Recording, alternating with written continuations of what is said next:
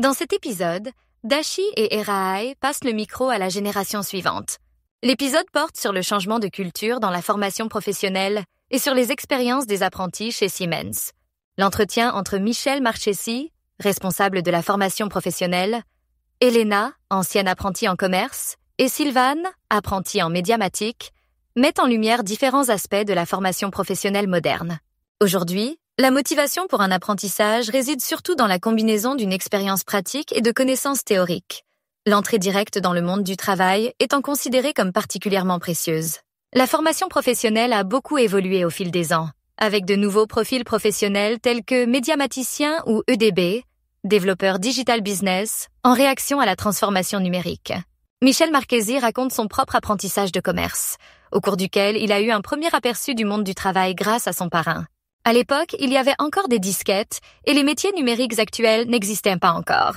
Elena parle de sa formation, qu'elle a suivie avec la United School of Sports, tout en étant active en tant que nageuse de compétition. Sylvane a délibérément choisi de ne pas aller au gymnase et a opté pour un apprentissage de médiamaticien qui lui convenait à 100%. Tous deux soulignent la diversité des possibilités offertes par le système éducatif suisse. Un thème important est le changement de comportement social de la jeune génération. Il y a moins de sorties classiques, mais davantage de focalisation sur la santé. L'utilisation des médias numériques et les distractions qui en découlent sont également discutées, notamment dans le contexte du home office. La culture de travail actuelle, notamment chez Siemens, se caractérise par des hiérarchies plus plates, des horaires de travail flexibles et l'intégration des apprentis en tant que membres à part entière de l'équipe. Michel Marchesi souligne que son principe le plus important est de traiter les apprentis comme des collaborateurs. Il compare cela à une équipe de football, où les jeunes talents doivent également être activement impliqués dans le jeu. Pour l'avenir de la formation professionnelle, on s'attend à davantage de flexibilité et de modularisation, avec un accent accru sur les compétences opérationnelles.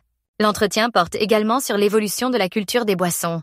Des boissons alcoolisées classiques vers des boissons tendances comme le maté ou la ginger beer sans alcool.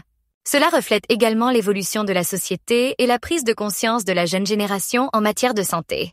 La discussion montre que la formation professionnelle s'adapte continuellement aux nouvelles exigences, en soulignant l'importance de traiter les apprentis comme des collaborateurs à part entière et de leur confier des responsabilités.